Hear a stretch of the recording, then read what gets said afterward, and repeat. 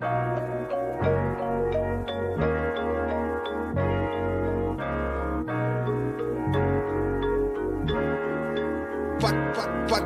keep falling, never falling 6 feet deep. For real, G, I'ma fulfill my dream.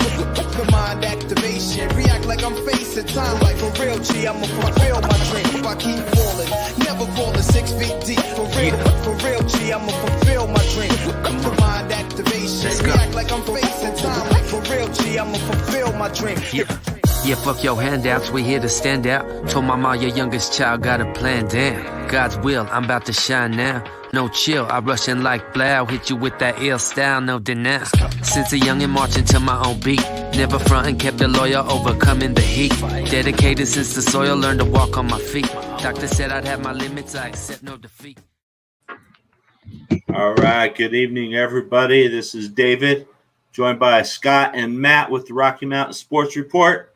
Here with our inaugural edition of the War Room Wednesday, special Tuesday edition, of course, because of Thanksgiving, and we know people get some stuff going, before Wednesday night. They got a lot of prepping and stuff like that to do. So go ahead and shoot us your comments. Let's make this an interactive show. Join in with us, and let's have some fun. I think we got some good topics on the board. First of all, I'd like to give a shout out to our own Doe One and the Floss Pfizer for the intro music, Never Falling. Go check out Doe One on YouTube. Subscribe to his channel. He has some good music over there. So let's start off with the first thing. So, some news broke this weekend, about NFL ownership requirements and how the NFL, is going to start enforcing the rule with at least one individual having 50% of ownership of the team. So what's your guys' thoughts on that? I mean, what's it mean for the Broncos? I think it means we're going to get sold sooner than later. I think, Brittany Bowen's the one who's there. The trust is really pushing to take over. The more and more we hear about it, it seems like there's more disagreements between the other siblings about how willing they are to just give up their share to Brittany without like substantial financial gain. And I don't know where Brittany would get the backing can get enough to control the 51% that's required. And I know the other siblings definitely don't want to be fined. So, we're going to probably see continued legal battles or potential legal battles. I know John Bolwin and one of the other siblings, I cannot remember Pat's other daughter's name off the top of my head. They filed a suit against Brittany and the trust this past offseason. It ended up getting dismissed, but that just goes to show like how much tensions between the siblings. So I think, the more and more is this with this rule getting ready to be in place, I think we're going to find out the Broncos are going to get sold. That's my prediction. How are you feeling about it, Scott? Honestly, it's looking more and more that way. You go back, this all started when Pat Bowlen started writing up his guidelines in order for the team to move forward within the Bowlen family. And, his brother and his wife came forward and said, hey, we don't think he was in the right state of mind to get those documents legalized or anything because of how bad his Alzheimer's was at the time. So it all stems to that. There's a legal battle going on in the courts currently to fight back and try to get controlling stake for the wife. But honestly, it comes down to, is Brittany ready? And most people think she is and should just be given the reins of the team. But I don't see the other siblings signing off on their share of the team. It's a financial gain for them, but at the same time, it's just not going to work out. More and more likely, this team being sold is probably the best way forward.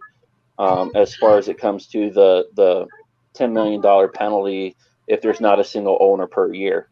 It's a move by the NFL to get to a one ownership vote on bigger issues that come around, say, like when the NHL or when the NFL and the Players Association came forward to agree on a new salary cap and whatnot for next year.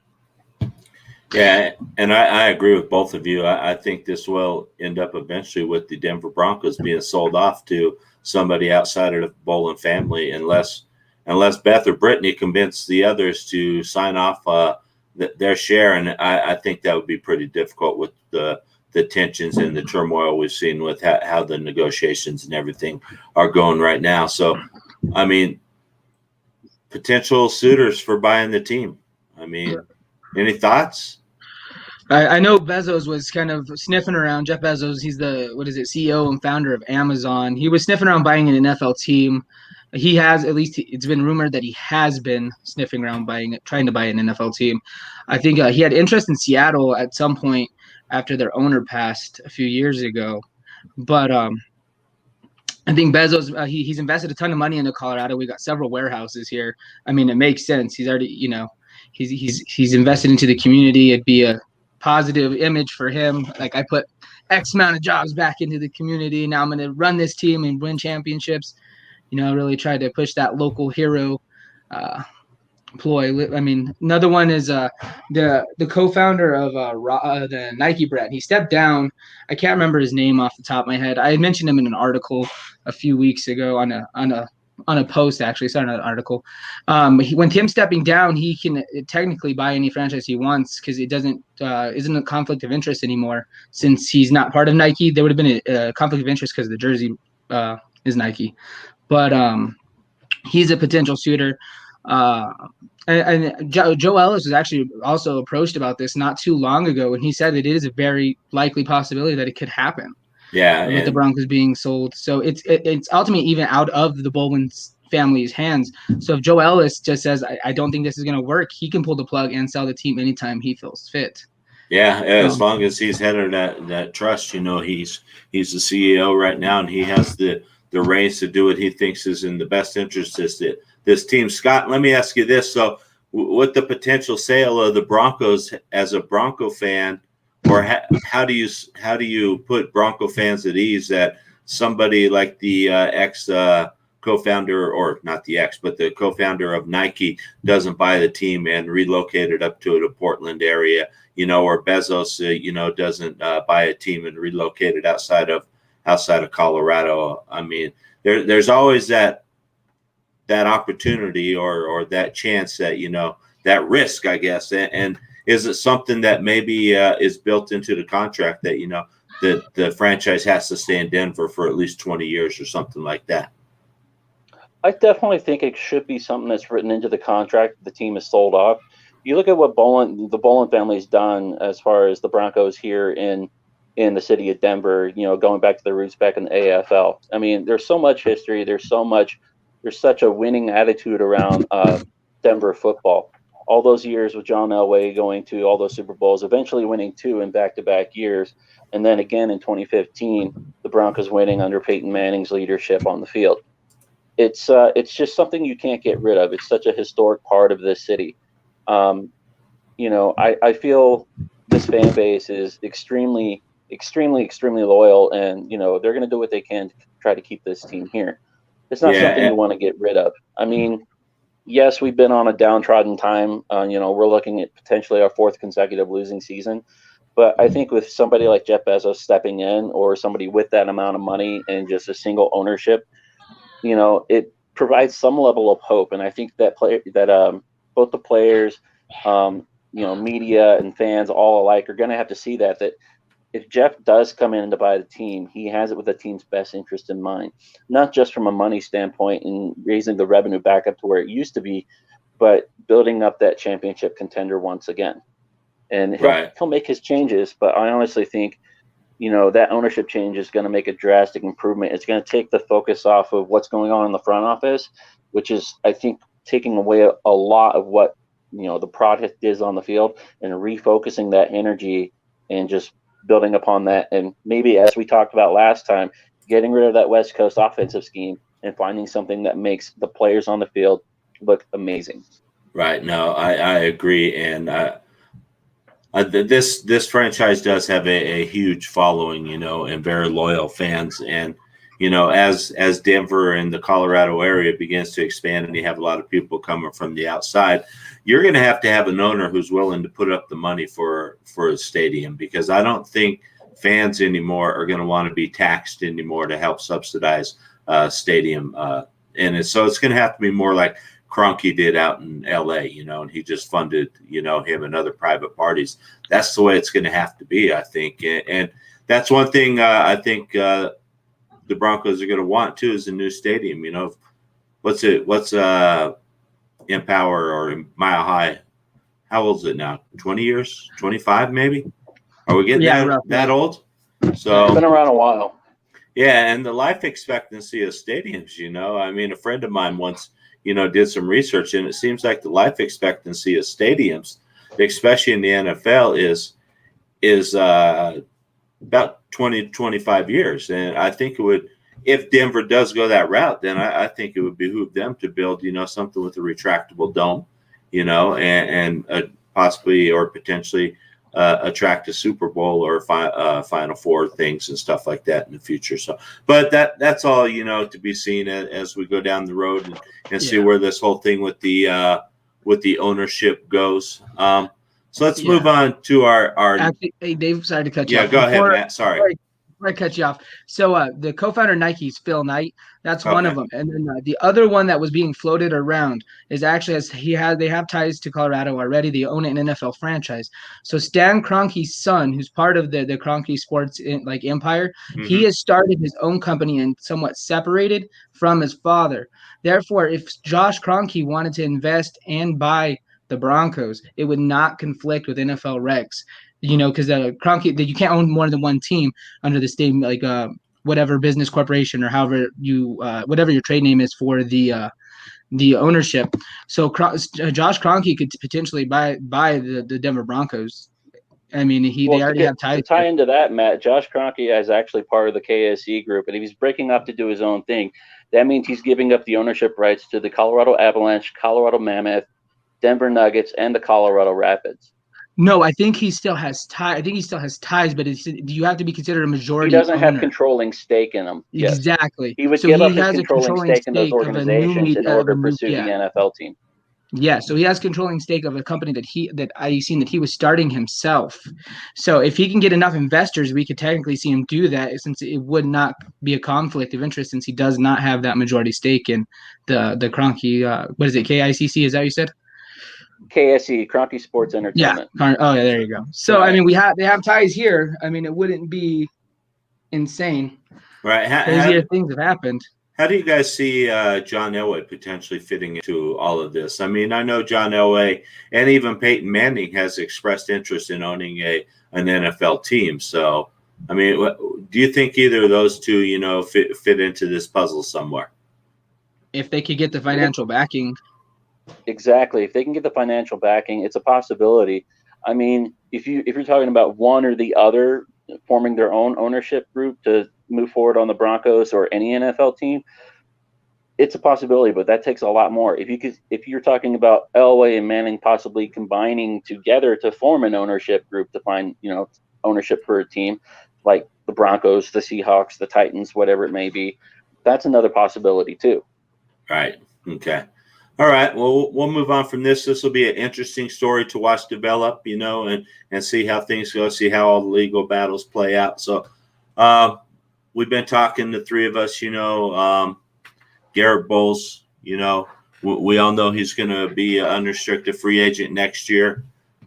Right now, Garrett Bowles is ranked as the #1 offensive tackle by PFF, which is impressive considering where he's been and the struggles he's had, and it's close. I mean, between him, Trent Williams, David Bakhtiari, I'll butcher that name, Dwayne Brown, and Andrew Whitworth, there's maybe a point and a half, just separating their grades. So, I mean, but Garrett Bowles has been a pleasant surprise, and we all know that Denver declined his 5th-year option. And so where does he fit into this picture next year, Scott, in your opinion? Garrett Bowles, I mean, it's going to be interesting. What's he making right now? I don't recall the numbers exactly, but if you're comparing him to Trent Williams, who's just underneath him, Trent Williams this year is making $12.5 million. Of course, he's been in the league for 10 years, but I mean, he's worked his way up there. Right. Honestly, I'd love to see Garrett Bowles come back. The Broncos did decline his 5th-year option. He hadn't really proved anything, got called for tons of holds, but this year he's the top-ranked left tackle according to PFF. I mean, he's proven that he's taken the coaching stuff in and just willing to work with it. And the other thing you have to look at it is he's had such an amazing turnaround in a year where off-season workouts were and training camps were limited, and most of their stuff was done through coaching was done through virtual meetings. How is somebody like Garrett Bowles, who had so many issues with holding and his footwork and everything, managed to take whatever the coaches are giving him through a virtual meeting, like we're doing our live stream here, and put that product out on the field? For me, it's been an amazing accomplishment. No, it definitely has, and I think Munchak and what Munchak has done with Garrett Bowles is amazing. We got a question here. Let me try to get this. Why not make it public like the Packers are? And I still think that runs into that issue. You can't make the public the 50%, majority owner of the team. So you can't have, 100,000 owners, that make up a group. I think we'd be back in the same thing. Otherwise, the Bolins would just say, well, we own the majority, and unfortunately it can't go that way because the way apparently, and nobody's really seen how Pat has divided it up. It would make logical sense that he would have said, okay, split it 7 ways, and that's what you get of the team. So, but I don't know if we could really just make it a public team like the Packers. Yeah, I don't know about how the Packers have done it. I know for Packers fans, season ticket holders, whatever, they all own a certain small majority share, small share of the Packers, and I think that's what keeps the Packers there. You can't up and move the Packers because then the public's going to say no, we don't approve. If you're talking about potential ownership change of the Broncos, why not sell a share, small little percentages of shares off to the public here in Denver, and then whoever takes over majority ownership, Jeff Bezos or whoever, can't move the team because all these other minority owners with the public say no, you can't move our team. Yeah. So go back to answer your question. According to Spot Track, Garrett Bowles with his salary is a little over 1.5 million, and oh, I'm sorry, that's a bonus, and then we have a base salary of 1.9, almost 2 million. So he's about 3.5 on this cap hit. So right now he is going to get paid, regardless whether he's here or he goes somewhere else. Right. And what do you think, Matt? Are the Broncos going to have to tag him? They're going to have. I think it would be the smart move to tag him. Let's give him. I'm kind of skeptical in a sense. Let's say that. We've seen 3 bad seasons, 1 good season. I mean, it's been an outstanding season, but I think tagging him gives you financial security. You're going to pay him as a top tackle for 1 year. You're going to see if he can prove it.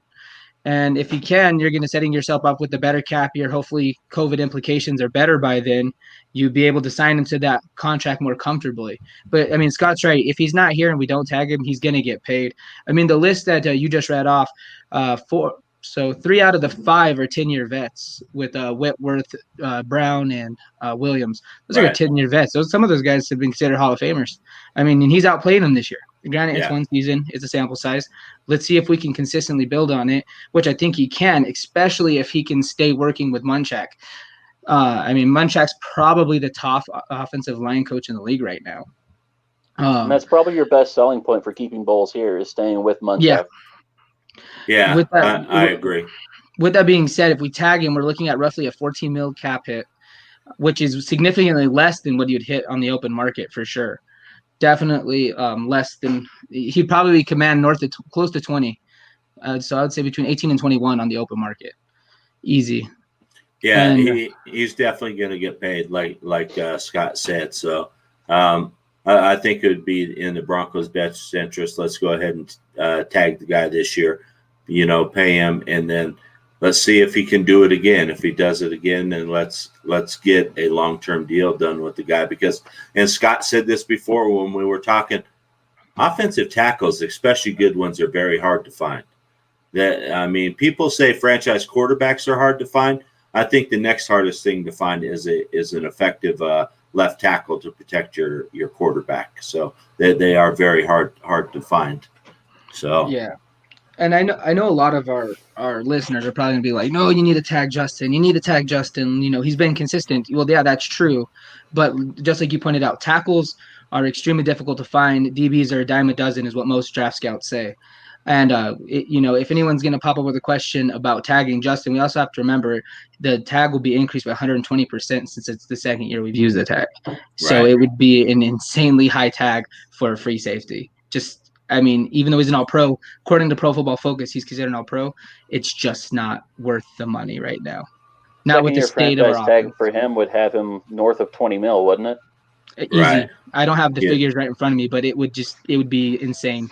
And before we came on the show, Scott ran down some quick numbers he jotted, and you want to give us just a quick briefing, Scott, of where the Broncos could potentially be when it comes to salary cap next year and current salaries. Absolutely. I mean, you're looking at this year. This year the cap was 214 million was the cap this year. 2019 the cap was 182.23. 2021 is a unique circumstance because of everything that's happened here with COVID-19 this year. So before the NFL and the NFLPA got together to kind of hash things out and come up with what they felt would be a solid cap number, it was estimated the cap might be as low as 130 million for the entire team. You're talking 53 players with your elite prospects and everything being 130 mil or less. NFL and NFLPA came together and said, you know what, we're going to cap it. Our floor is going to be 175 million. So that's 175 million for all teams. But every team is unique because they're allowed to carry over their available cap space from the previous year. The Broncos have roughly 19 million in cap, or I think I said 19 million, so up to about 195.1 million in cap space available for next year. Looking at the contracts for the Broncos next year, and just going by their average of their salary per their contract, the Broncos have already in place $149 million towards their contracts next year, and that doesn't include a list of names that honestly could affect how the Broncos looks next year. Those 10 names I have: Shelby Harris, DeMar Dotson, Jeremiah Tachu, Philip Lindsay, Justin Simmons, Jake Butt, Mark Barron, Elijah Wilkinson, DeMarcus Walker, and Garrett Bowles. A few of those names on there are players that should be on this team. Garrett Bowles, Philip Lindsay, Justin Simmons, for sure. Those three. Yeah, and there are some very key names on there. Shelby Harris, who's been tremendous in the interior of our line, and as you noticed, defensive front. Yep. Yeah, and when him and Purcell went out, I mean, our rush defense, especially against the Raiders, just it was horrible. I mean, we gave up almost 200 yards against the Raiders.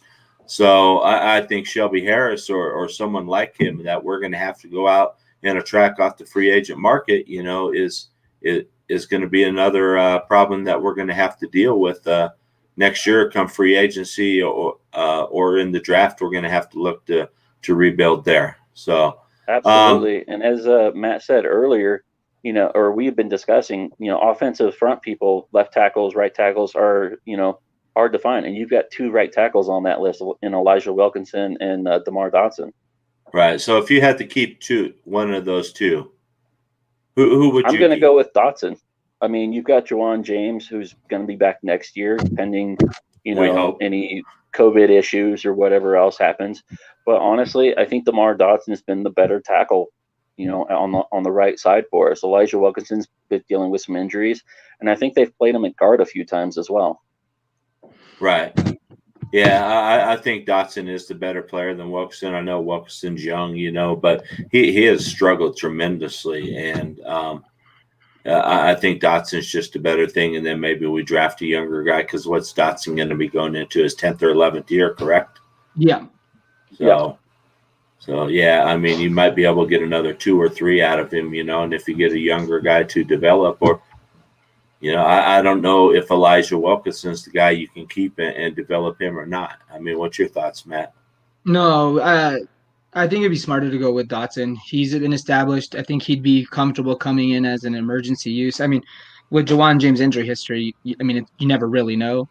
But you could sign Dotson to the vet min instead of having, just a 1-year vet min, rather than having to sign Elijah to a 1 year, probably a little bit higher than what the vet min is. Right. Because he's going to be like, I could go be a swing tackle somewhere else and get paid more. So here's my question though, or my concern is, Juwan James has been here 2 years now, and how many games has he played? Not enough. Right. No. You know, and in my opinion, the guy seems checked out. You know, especially last season, he just used injury after injury after injury as to why he couldn't get out on the field, and it seemed like there was even some rumblings, you know, from other players that saying, you know what, is he really, you know, injured that bad where he can't play, or is he just, you know, not wanting to get out there? I mean, it's hard to tell what's going on in the guy's head, you know, and is he going to be a viable option next year?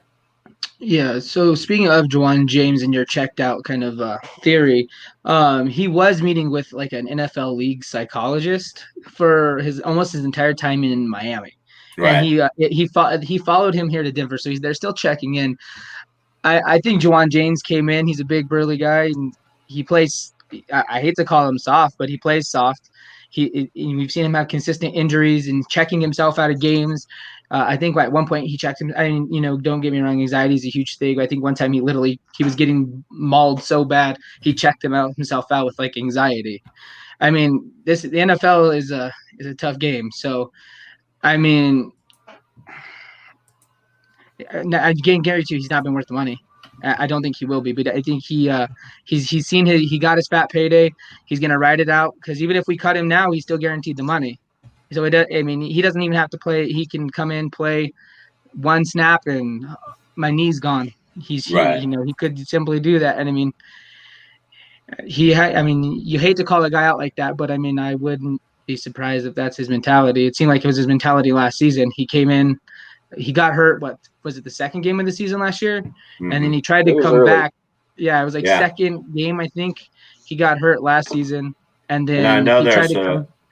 He came back against the Raiders and was hurt 2 plays later. Right. And then done for the and season. you haven't seen him since. Yeah. Nope. And I think that makes fans nervous, and viewers out there. What are your thoughts on Juwan James? Shoot us your comments on that. I think we got a good foundation going with our interior of our line. I know they're young, you know, and they've struggled at times this year, but I think Cushenberry's going to be a good center in this league. I think Reisner just went into a sophomore slump because he played pretty good last year, you know, and Glasgow. I mean, he struggled at times, but I think he's still doing good. I think he's dealt with some injuries that have sort of impacted his play. So. But I think with our interior, we really need to focus on these tackles, and especially the left. Somebody to protect Drew Lock or whoever our future quarterback is. Their blind side. So. Yeah, one thing I kind of want to highlight for Reisner and for Glasgow is, you know, they're both. We got Cush, who's a rook in the center. You know, they're doing a lot of extra coverage for him. They're helping him. So, I mean, in a sense, I think they're making some mental mistakes because they're too busy trying to make sure that Cush is put us in the right protection, right? You know, or calling, or you know, that's so I think that's part of the sophomore slump. I mean, Reisner's a beast; he's a mauler. I think it's just him helping the rook out. That's why we're seeing sophomore slump. Yeah, and I think we're going to see that interior of the line, you know, next year take a huge leap. I think they're going to be a lot better. Cush will have, you know, a year under his belt. You know, coming in and being thrown to the wolves, you know, right away as a rookie, and you're responsible for calling out protections and everything else. You know, it can be overwhelming at times. So, so we've hit on the salary cap, and let's sort of, you know, that'll segue us into our next topic, which, and we know we've talked about this before. This is a very unpopular topic here in Denver. I mean, Mr. Bronco Von Miller, with the numbers you threw out at us, Scott, I mean, what does this mean for Von Miller as a Denver Bronco moving forward? It's honestly a really scary thought. I mean, a lot of us here in Denver have come to know Von Miller and really love him. I've got friends who call him Von Miller, the quarterback killer. It rolls off the tongue. You know, it's really enjoyable. You know, we see what he did in 2015. You know, mauling Cam Newton in that Super Bowl performance, becoming the Super Bowl MVP, and then getting that huge contract. Right. You know, but kind of led us down the road of who's our quarterback going to be, because we decided to pay Von Miller over Brock Osweiler, and we waited until the last minute thinking Osweiler wasn't going to get that contract. Right. You know, with those stats that I pulled up earlier, you know, you got Von Miller, who played, you know, 15 games last season. These stats come off of Spot Track, you know, 43 tackles, 30 of them solo, 13 assists with 8 sacks. You know, PFF, I think, has him listed at 9 sacks. Malik Reed, through 10 games this season, has 35 tackles, 23 of those solo, 12 assists, and 6.5 sacks. You know, it's and you're paying Malik Reed way, way less than what you're paying Von Miller. Granted, you know, that's two different styles of linebackers right there. You have Von Miller, who, you know, plays lights out as an elite defender, you know, future Hall of Famer himself and everything he's done so far. And he demands a lot of respect coming off that left side of that line. You know, double teams, sometimes triple teams, getting chipped by a tight end or a running back. He gets a lot of pressures. Malik Reed doesn't get a lot of pressures, but if you're looking at the basic stats, you know, tackles, solo tackles, sacks, and, you know, tackles for loss, he's very comparable to Von Miller. And I think Broncos have a decision to make. You know, do you pay Von Miller $22 million next year, and you put Malik Reed, who is an underrated player, on, you know, one of the underrated players for the Broncos right now? Do you have Malik Reed play second fiddle, or you move him around to some other positions and other sets?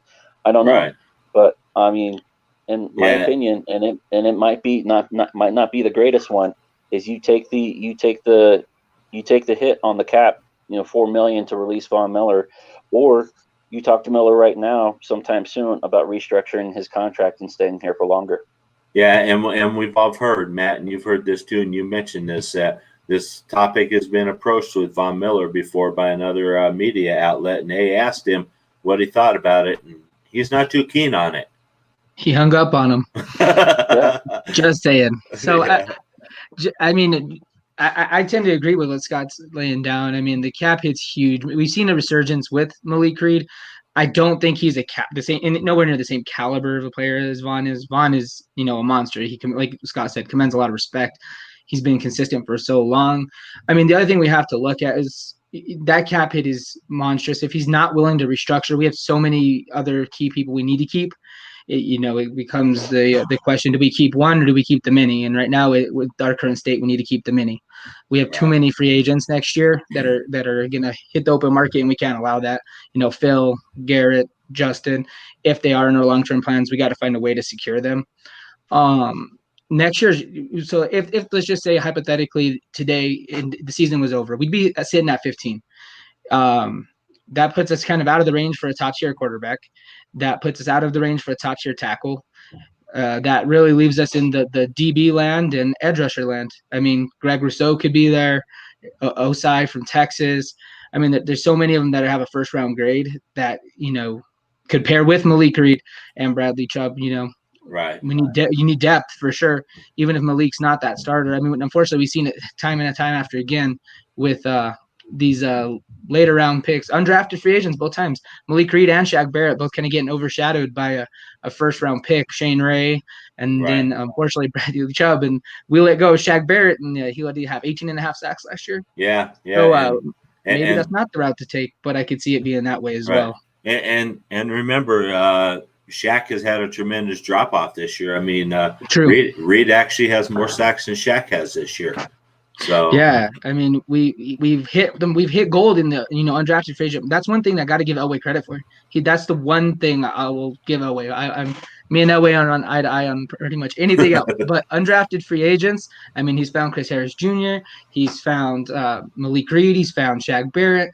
He's found several significant C.J. Anderson. Philip Lindsay. Yeah, I'm forgetting Phil. Leading to I see a question at the bottom. Who's the most underrated player on the Broncos?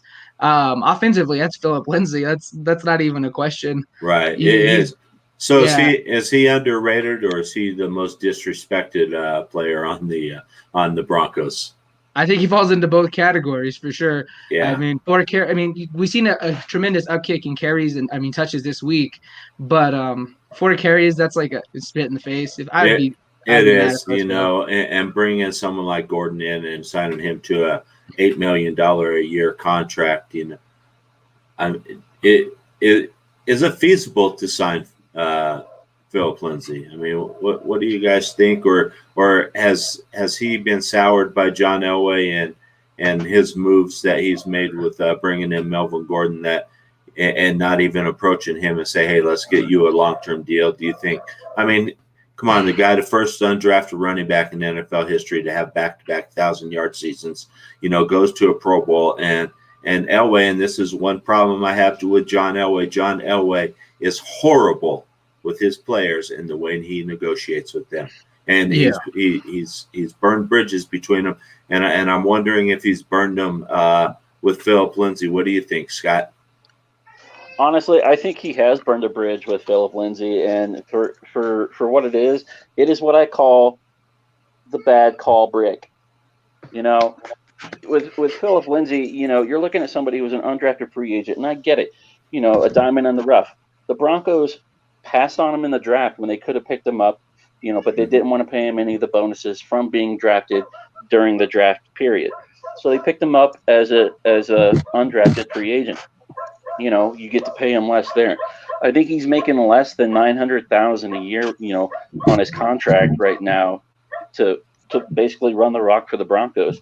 And, you know, you put up 2 years, 2 back-to-back seasons, 1,000 yards rushing, 0 fumbles, 0, and you're the talk of the town, or you should be the talk of the town with the Broncos. There's a dog outside my room barking. My window's open. But, you know, he's dealt with a toe injury this year. You know, it happens, turf toe, whatever. But he still hasn't had a fumble. He's still putting up yardage. He's still fighting for yardage. And I guess the Broncos might look at it and be like, you know what? He's undersized. He's, you know, he's got the speed, but he's not that great of a pass catcher. He's not that great of a pass blocker. But, you know, that brings to mind another running back that I really liked growing up that played in Jacksonville, Maurice Jones-Drew. Undersized guy, but he could get between the tackles, and he had the speed to run the ball. You know, Philip Lindsay looks a lot like him, in my opinion. Yeah, and look at I think you got to pay the guy. Yeah, you don't another. Pay him, he's going to go. Right, and I agree. Another undersized guy, you know, was Darren Sproles. I mean, look at what he did. I mean, the guy was amazing. I think Philip Lindsay has that kind of, you know, breakaway speed and stuff like that, you know, the Broncos are just really underutilizing him. He is underrated, like the viewer's question was, who's the most underrated team on the offense. Now let's address that from the defensive side. Who do you think is the most underrated player on our defense right now? Shelby Harris. Yeah. I mean, I think he's underrated by the league. I mean, he's led the league in batted passes. He went out and tested the market, and unfortunately, he couldn't even secure a significant contract more than a 1 year. I mean, he did us a favor coming back to a system he was familiar with.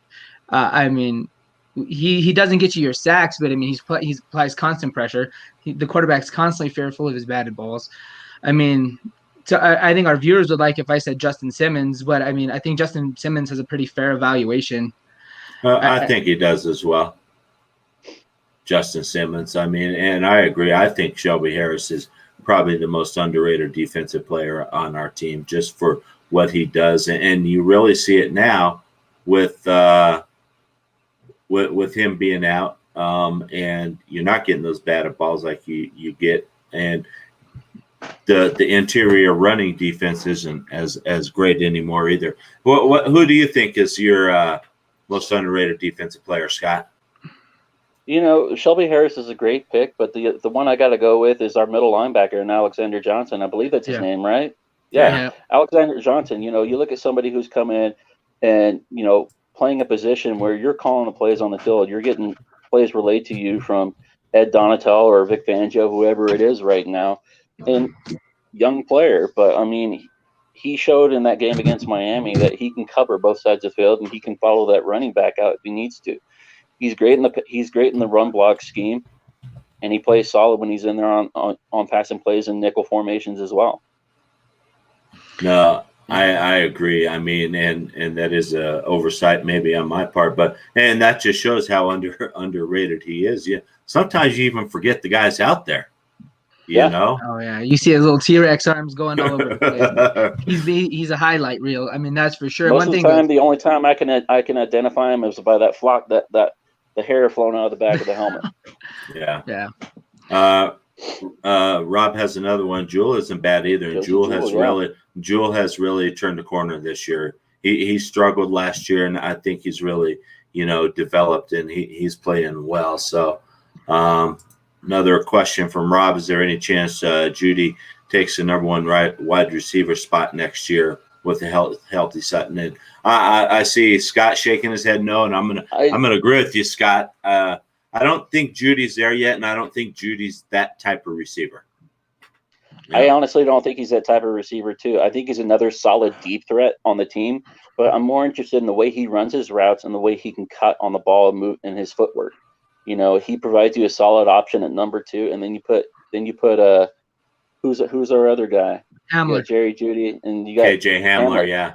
Yeah, you got KJ Hamler in there. You got Hamler, who is your slot guy when Sutton's healthy. Right now, those two are sitting 1 and 2 if Tim Patrick's not out there. But Tim Patrick's going to drop down, even though Patrick's had a phenomenal – he's another offensive player that's underrated this year, as far as what he's been able to do. But with Sutton being healthy, you put Jeudy on the other side, and you got Hamler sitting in the slot, and Patrick being your fourth option if you go with a one tight end set. So I tend to agree with you guys. I disagree a little bit on one thing. So Tim Patrick is going to be if next season. I think he will still be heavily involved. He's a big body. When we're lining up in that 3 receiver set, depending on where we're at in the field, we're gonna want to have 2 big bodies on the field. And Jerry's gonna be nasty in the slot. That's where his footwork comes into play. Definitely. Even Tim Patrick's footwork was phenomenal. We've seen him take that. What is it, like a 12-yard dig for what?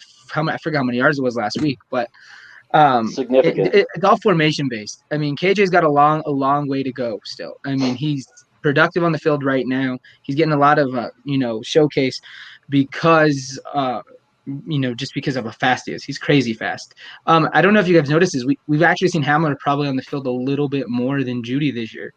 And I think it's partly because Judy's playing outside. Right. And we value Tim Patrick and Deshaun, unfortunately, even though he's a smaller bodied receiver, we were seeing him line up on the outside a lot too. So we're in a kind of a weird predicament this year where we have 1 big body and 3 slots. So yeah, and Tim Patrick is another one that, he's on that free agent list. He's an RFA next year. So yeah, I think he'll be an easy tender though. And I think he will be. I think he's easy to sign. He's $750,000 a year. So I think he'll make a little bit more money next year. But I think that's a smart sign for the Broncos to, low-hanging fruit. Let's grab those ones and get them under contracts. Yeah. So Sutton will be the number 1, but I would not be surprised if we see better stats from Jeudy next year. Yeah, absolutely. I wouldn't either. As he develops, I think Jeudy has struggled at times going across the middle and dropping balls. I don't know if he's either thinking about running before he catches that ball, or he's wondering where that hit's coming from. So, but I look for him to develop. I like Jeudy and Hamler, for both of them, very fast. They have the ability to run those short crossing routes, and take it the distance. And that's what Jeudy did at Alabama. Yeah. He would get 8-10 yard passes, and then next thing you know, he's behind the defenders and he's hard to catch. So yeah, and Hamler's expected to play a big role in our punt return and kick return game. That's kind of another reason why we took him. But unfortunately, due to injuries to Sutton, we didn't really get a chance to see him there. Unfortunately, he's been battling some injuries as well this year. So, him and Hamler and Jeudy have both been injured and played injured several times throughout the season. So, that could be a reason why we see Jeudy hesitant to go across the middle. I think he had a shoulder injury a few weeks ago, and at the beginning of the season, maybe a rib. I don't remember what it was. But we've seen him pretty banged up. Right. Yeah. So it's been a rough season for injuries across the league, and I think a lot of that has to do with COVID, and not being able to have those conditioning programs and things like that. So hopefully next year, people come out healthy. Let's talk about a group that has struggled mightily, staying healthy, and that's our tight end room. We've struggled there keeping guys healthy. And is that another area that we want to look at? in the draft or in free agency. I mean, Noah Fant has pretty much been banged up. What, his second year now? Second year. Second year. So he's been banged up quite a bit. But I mean, I just don't see us re-signing Jake Butt. I mean, what do you think, Scott? No. When they brought Jake Butt in, it was I thought it was a smart move, but unfortunately he hasn't been able to stay healthy.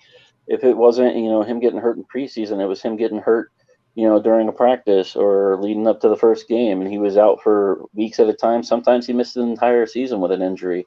And Noah Fant towards the end of last year was facing some of the same issues. I think that's why Fumagalli stuck around. I think that's why they went out and got Okuwebanam and brought him in. But now he's hurt too. Right. That's why you got people like Vanette in here, and that's part of the reason why I kind of miss Jeff Howerman still being around in the locker room. But it honestly does suck. If these guys can stay healthy, I think we have a dominant tight end group. But it's being healthy that's the issue. Jake Butt, he is a free agent at the end of the season, and with them having Okuwebanam and Noah Fant, along with Fumagalli and possibly getting Vanette to come back, I don't see him being re-signed. Yeah, there's also a tight end that's it seems like, just to highlight what you guys are saying, the tight end room can never stay healthy. So we have Alberto on IR. We got, I think, Jake Butt. They did put him back in IR, correct? I know he's nursing an injury. And then Austin Fort, who a small school prospect who kind of really shined in a preseason last year, and then he tore his ACL, and I can't remember what other ligament, but he had some significant damage, so he sat out this year too. I mean, Austin Fort, he's another viable option, low cost. He was an undrafted guy. We could see him come back. We could see Vanette come back. Fumagalli, yeah. And I think the tight end group becomes more important, Matt, because you've been a proponent of getting more into two tight end sets, and moving away from these three receiver sets, because that seems to be where Locke struggles, and he's a little more comfortable when he has the two tight ends. And plus, I think our running game clicks a little better when we have those extra blockers in there. So, do you think we need to dig in the draft for another tight end, or do you think if we get our guys back healthy, minus Jake Butt, because I'm with Scott, I don't think Denver re-signs him. No. I just don't see the value in re-signing him. So it's never a bad idea to take a tight end later in the draft. One thing we have to think about really is we have two receiving threats. Let's say that we lose Fumagalli and Vanette somehow in the offseason. We cut them, they don't come back, whatever the circumstance may be. You're going to have to find that real solid blocking tight end. Alberto, we've seen it in college. He's a terrible blocker. Noah Fant, we've seen it in college. He's a terrible blocker. They can't block. So it's not going to help our run game if we have two receiving tight ends. That's why if you notice that, right now because of injuries, we've seen Vanette and Fumagalli on the field a lot. We even seen Fant sitting on the sideline in some of those in that 13 and 12 personnel. Yeah. So, the telegraphs are going to run, but if you had Fant and Fumagalli on the, it still leaves that option. Is it a pass? Is it a run? What is it? Leaves that element of surprise in a sense. But if you had Alberto and you had Noah Fant on the field every single time in that 12 personnel, they're going to know you're bootlegging it. You're telegraphing to the defense what you're doing. So we need to really establish in a blocky tight end. I think Vanette is a great option for that. Fumagalli is a great option for that. I can't remember. Did Vanette? I can't remember if he signed a 1 year or 2 year when we brought him in. But he signed a 2-year deal. I think that's what I was thinking too, Scott. So if Vanette is here next season, I would not look to add another tight end via free agency. But taking one later in the draft that can sit on the practice squad doesn't hurt. 6, 7. Whatever. I totally agree with that, Matt. That's where I was going to go with it. If you're going to go for a tight end, it's not a huge prospect. It's not a huge issue that the Broncos are facing, but it's something that they could address late in the draft. Find somebody that just blows you away statistically with their blocking abilities. You don't need another pass catching tight end. You already have that in Okuwebanam and Fant. You need another blocking tight end, especially if you're going to run the two tight end set scheme. Because Matt's right. You put out Fant and Okuwebanam out there right now, you're bootlegging it and you're looking for a play action type pass. Unless the Broncos go and surprise us this offseason and pull both of those people in and say, hey, let's work on your blocking abilities, and sit them down with Munchak. Improves them, and does something amazing. But I don't see them making it a huge deal. Rob Molina has another question. What moves do you think the Broncos should make this offseason? So I'm going to say that first, and let's answer that. And then after that, and we talked about this before the show, what moves do you think the Broncos will make this offseason? Do you want me? I'll go first. So as you get to know me, you'll know I'm not a Drew Lock guy. But the more I look at it, the more that we're positioning ourselves, I think we're going to see Drew Lock for another year. I would love to be in that, finding a way to get into the top 7 to get one of those top tier quarterbacks. I'm not high on Fields, but one of the other ones, I'm not too high on Lance either. But if we could find a way to establish Wilson, I'd be happy. I think he's an up and comer. He's rising up the draft boards like crazy. He fits this offense a little bit better than I would say Drew Lock. He's smarter. He still has the ability to evade the pocket. He doesn't have as strong of as an arm, but if you're making your protections, setting your protections like Locke should be, he could still be successful because this lives in only 12 to 15 yards down the field. He could make those throws accurately. Being said, right now, if the season ended today, we'd be at like pick 15. We're out of the range for quarterbacks. We're out of the range for tackles. So offseason move that I would make, unfortunately, it's letting Vaughn go. That's we already touched on it on this subject. You can invest in a solid edge rusher there if you need to. You could, you can invest in your secondary there. Cap wise, we're so tight right now. Unless we let Vaughn go, we can't really make any big splash free agent moves. There's nothing we can do right now. We're so tight for for money. And that's going to segue in, with the big free agent move. And Scott sort of addressed this, before we came on the show and what his theory is. So why don't you go ahead, give us what you think the Broncos should do and what you think they may do, Scott. What the Broncos should do is look at getting, Garrett Bowles another contract, hopefully convincing Philip Lindsay to stay and getting Justin Simmons locked down on a long-term deal. The question is, how do you get those 3 players signed with such a limited cap space? As I said earlier, the cap is looking to be about 196, and we've got about $50 million to play with. If you're looking at Philip Lindsay, his market value right now is around 11 or 12 million. Garrett Bowles, market value is going to be north of 12.5, which is what Trent Williams is making with San Francisco right now. So you're looking at Garrett Bowles probably sitting anywhere from 15 to 20 mil. With COVID considerations, it might get knocked back down closer to that 12 million a year type deal, maybe with largely incentive, bonuses or whatnot for doing exactly what he did this year. The biggest question is Justin Simmons. You can't afford to franchise tag him, so the money's got to come from somewhere. You can't pay that guy over 20 million for 1 year, especially with the limits that you have with the cap space. So what's it all boil down to? You got to restructure Von Miller's deal or you got to cut him. You restructure his deal, there's no cap penalty, and you sign him to another deal, some guaranteed money, long-term contract. If he wants to be a Bronco for life, cool. But he's going to have to take significantly less money. I'd say 8 to 10 million would be my ideal range for Von Miller on a year-to-year basis with a bunch of bonus money thrown at him and some guaranteed money up front. Yeah. And one that's thing going to allow you to sign some other players that you really need. Your Shelby Harris, your DeMar Dotson, and others as well. And one thing you threw out when we were talking before the show, Scott, you said, the Elway way of doing things was chasing a Matt Ryan or that wasn't me. That was Matt. That was me. That's the Elway logic, sorry. and I don't want that. I don't even know if I want to touch that. It's heartbreaking. So.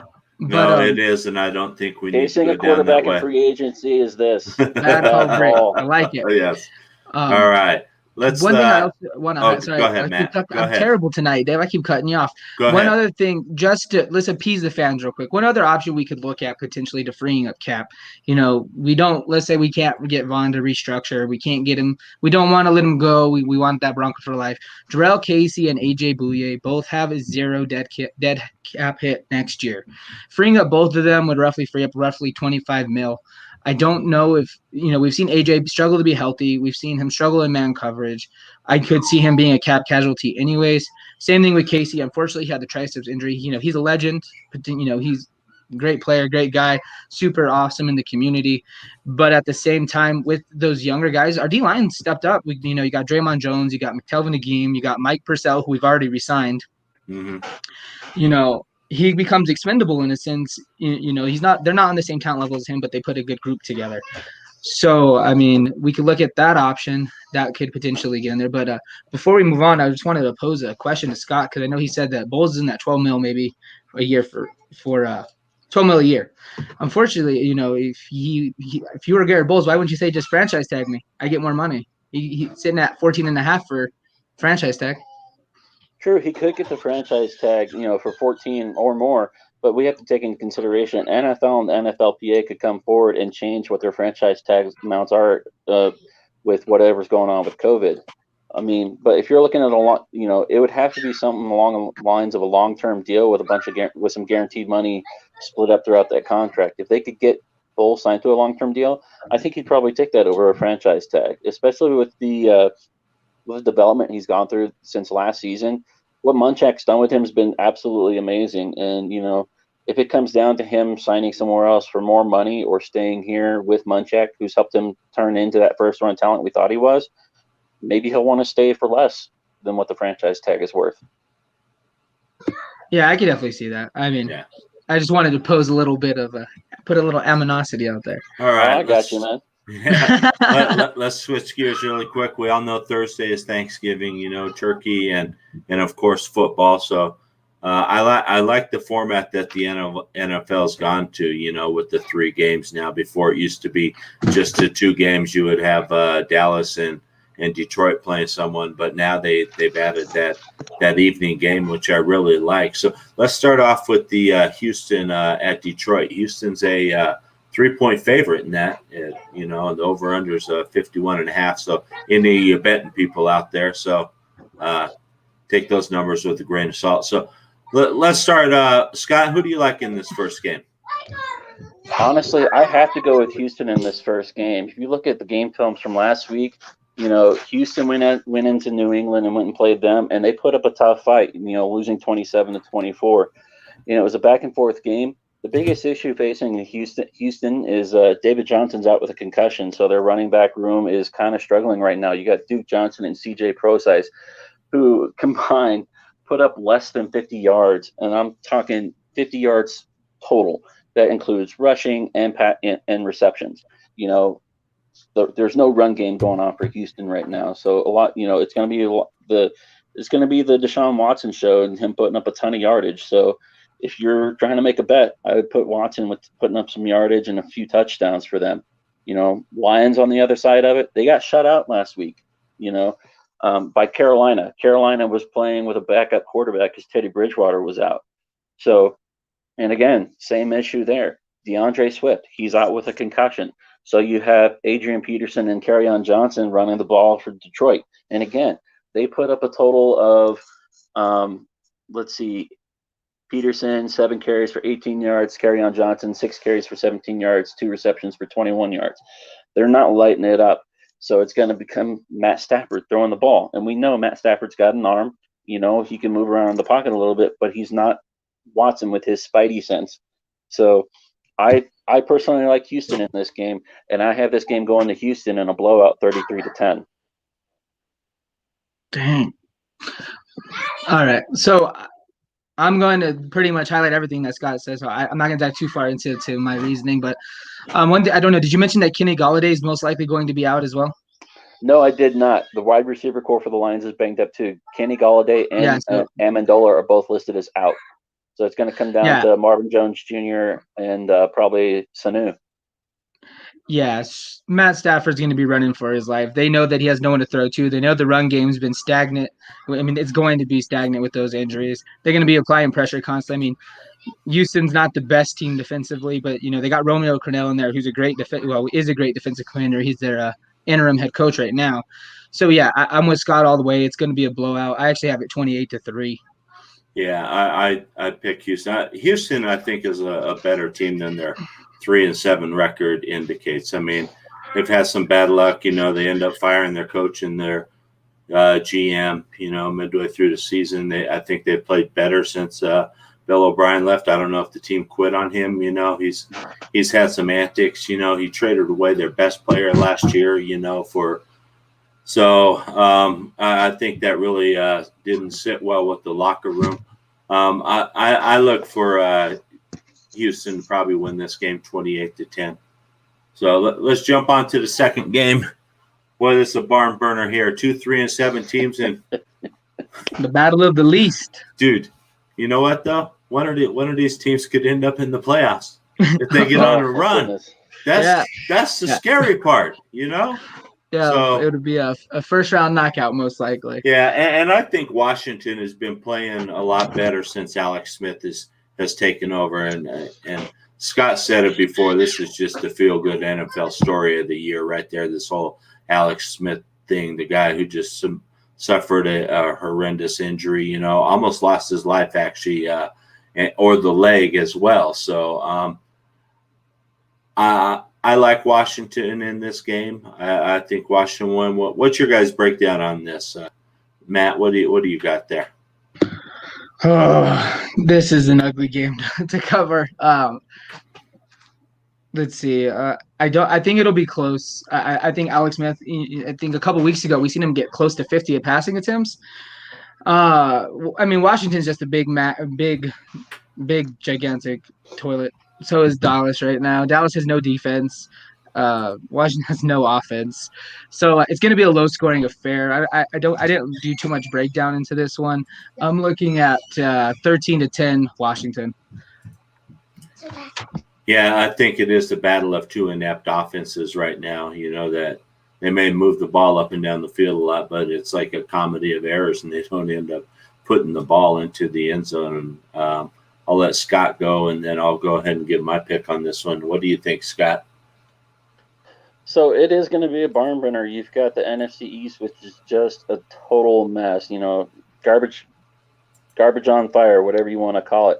But Washington played Cincinnati last week, and they actually won their game 20-9. That's a game where we saw Cincinnati lose their quarterback due to a nasty injury. But on that side, Washington put up some solid numbers. Their defense played pretty solid, and once that backup quarterback got in for Cincinnati, you saw a ton of blitzing coming from Washington. If they can play with that kind of consistency throughout the game, they could put up some good numbers. Their duo of Gibson and McKissick in that backfield, they're both big backs, and I watched some of the film last week. Gibson had a nice pass block to set up one of the touchdowns for the Alex Smith through. McLaurin, their rookie wide receiver, is looking pretty awesome. The thing for Dallas, though, Andy Dalton's back. He played last week, and he's, the wide receivers are legit again. CeeDee Lamb's on my fantasy list, and I plan on playing him this week against Washington's defense. Yeah, and with Dalton Dallas being back, that takes some of that pressure off of Zeke Elliott and Troy Pollard, their running back duo. Yeah, sorry about that, Scott. Didn't mean to jump in over there, but Dallas is a team that really they baffle me. They got so much talent on that offense, And I think we're going to see that talent on display this week for sure. With the wide receivers being relevant again, with Andy Dalton calling the shots at QB, Zeke Elliott and Troy Pollard are going to have a better time running the ball. The biggest issue for Dallas is going to be, can Zeke Elliott not fumble? That's been one of his Achilles heel this season, and it's a big question mark for Dallas. But as Matt said, Dallas's defense is very susceptible to the pass game. So basically, this game is going to come down to which defense stands taller. And for me, Dallas is favored at -3 according to MGM Bet, and I'm taking Dallas 27-17. Okay. And I agree. I think with Andy Dalton coming back, I like what the Redskins have been doing, especially with and they haven't been great. But I just like the Alex Smith story. But unfortunately, I don't think much is going to happen down in Dallas, and I think I'll go with Dallas too. And I think it's going to be more of a 24-20 type game. I'm just not sure if Washington can score that much, but I think it's going to be a close game. So we'll see. Rob Molina, it should be entertaining for a garbage burner, but I have to agree with both you guys. this story with Alex Smith is absolutely amazing. Nobody thought he'd be able to come back and play any football, and he's just proven everybody wrong and done an amazing job. Yeah, definitely. So Rob Molina chimes in and says he thinks Houston's going to beat Detroit 24-10, you know, and actually that Detroit's just another team that you wonder what is going on up there. So let's dive into this last game and talk about a team that is definitely having struggles right now. And that's the Baltimore Ravens. Yep. You know, I mean, I don't know what's going on there. It's pretty sad when your leading rusher on your team is your quarterback. That's a problem right there. And they have decent running backs on that team. And are they giving Lamar Jackson just too much freedom to, you know, run that RPO and do whatever he wants and pull that ball out and run himself if he wants? Or are they actually designing that offense for him to have that many carries? That's tough to say because RPO, you know, they're not necessarily design runs. It's based off the quarterback reading it at the time, you know, it's happening. Right. I think Lamar Jackson thinks he could do a better job than his running backs at time, and it leads him to making some mental mistakes. Because J.K. Dobbins and Ingram are both above average running backs. They should be, you know, seeing significant more carries, like you said. I think the coaches are allowing him to call that game plan. I mean, it's the game plan they designed for him last year, and we've seen it successful. Unfortunately, you know, once your tendencies are kind of figured out, RPO becomes more difficult for sure. I don't know how well the RPO is going to be ran this week, especially if Dobbins have Dobbins and Ingram both been confirmed out for tomorrow. Yeah, Rob yes, Molina both Dobbins and Ingram are both out, and there's potentially other players going to be out for the Ravens. As it was announced earlier this morning, they had additional positive cases. So what do you guys think the opportunity that they push this game back to Sunday? I don't see this game being pushed back. They're wanting to go on schedule. This is a special event game, and they're not. I don't think they're willing to move it. Which for Baltimore's not happy about it. But they're gonna, you know, this is part of the situation. And if they do push this game back, that means that the agreement that they had to add an additional team into the playoffs would take effect. Right. I don't think the NFL wants to do that. Yeah. No, I don't think so either. That would benefit the Broncos, maybe. Just saying. But anyways. Let's not go there. Come on, Matt. Yeah. I'm just giving the fans what they want. It's highly unlikely. But with that being said, I mean, with the two running backs being out, I think they still have Gus Edwards on their team. He was around last year, but I think we're going to see less of the RPO against Pittsburgh. I mean, their pressure is ridiculous. Their edge rushers are ridiculous. They got Bud Dupree, T.J. Watt, just ridiculous. We're going to see constant pressure. Yeah, Lamar's going to struggle. I think it's into an ugly game. I think it's going to be Lamar's ugliest game for sure. Yeah. I mean, Dez Bryant was out there catching 4 passes for him last week. And I mean, Dez, you know, for him to be one of their – if he's on the stat line, that's how you know something's wrong. Right. Yeah, definitely. So, I got a question for all you guys. I mean, Pittsburgh's sitting at 10-0. I mean, MVP talk. You got everybody throwing out, you know, Kyler Murray, Patrick Mahomes, Russell Wilson. You never hear anybody talking about Ben. I mean, what you guys thought on Roethlisberger? Is he a legitimate MVP candidate this year, especially if the Steelers go on to win a Super Bowl? I would have to say he's a potential for an MVP candidate. He's obviously, you know, number one on my list for comeback player of the year, considering the elbow injury he suffered and went through last year. So, and with a 10-0 record, possibly looking at, you got 6 more games to go to reach that pinnacle of 16-0 in the regular season. I mean, it's a possibility, regardless of how far they go, you know, into the playoffs, if they win the Super Bowl and everything. But honestly, he's definitely in that top category to be the MVP of the league. Right. So, right now Ben is sitting at about 2,500 yards, 24 TDs, 5 interceptions. So he's playing good football, you know. Yeah, just stop that quick breakdown what you gave out. So in yards, he's currently 15th, TDs 5th, interceptions he's tied for 8th, QBR 16th. As much as I think, you know, even let's say go 14-2, win the Super Bowl. It would be great to see, him win it, because this could potentially be his last year. However, NFL is a pretty league. They're going to want to highlight the guy that's throwing for close to 5,000 yards, 42 touchdowns. Right. So I think we're going to be more looking at like your Pat Mahomes, Josh Allen, even potentially, because he's been on fire, even though his team is losing momentum quickly. I mean, he's in that conversation. Russell Wilson's in that conversation. I mean, unfortunately, I don't think I could see him being in the MVP race. I think he's on the outside looking in.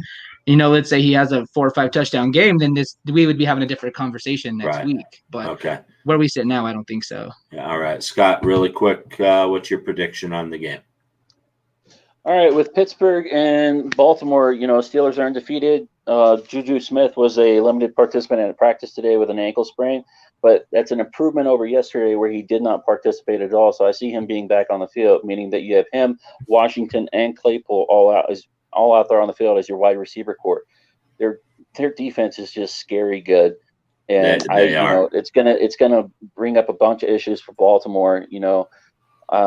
The easiest thing you do, you put that pressure on the front and maybe set a QB spy for their defense. And I think Pittsburgh's going to win this game. The Ravens have the issues with both Ingram and Dobbins being out, and you're relying on Mark Andrews, Des Bryant, Willie Snead to show up and ball out.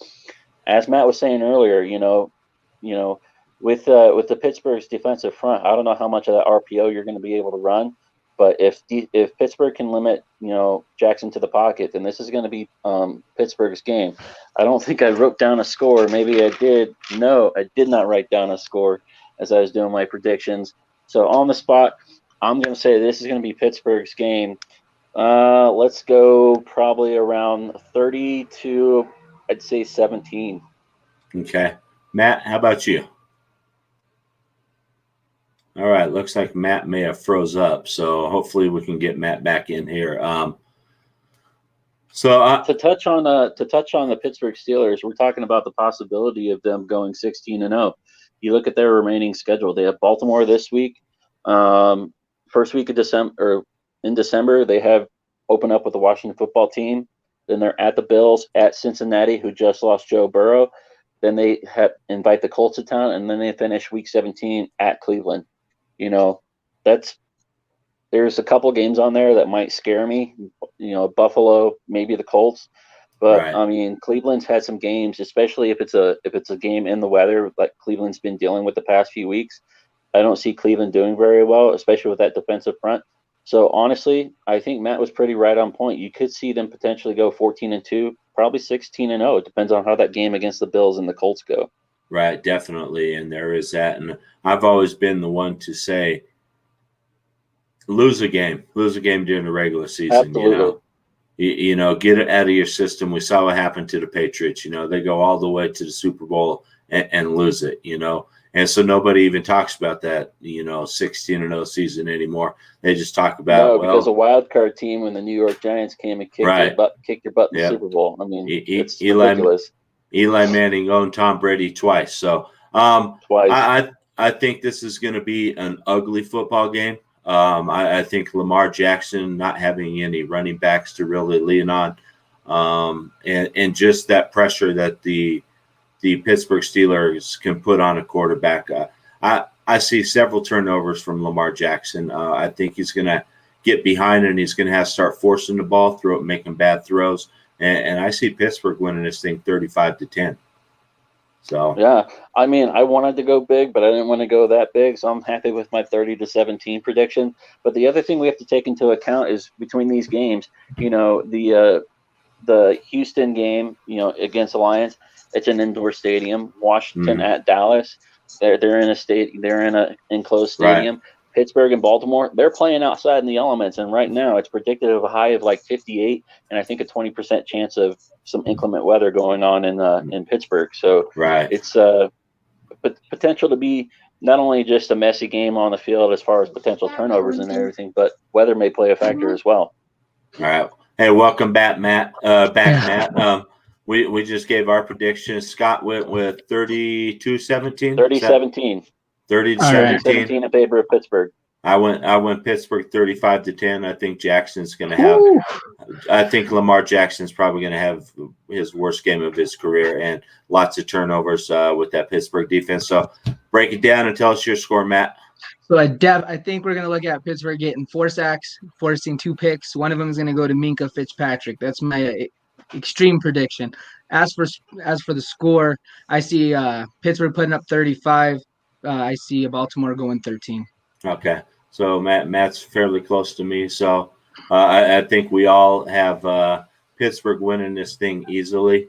So, hey, guys, it's been fun, sharing the night with you, talking some football. Let everyone know, our niche here on War Room Wednesdays is, we don't want to recap games. We do that on Sundays in the post-game show.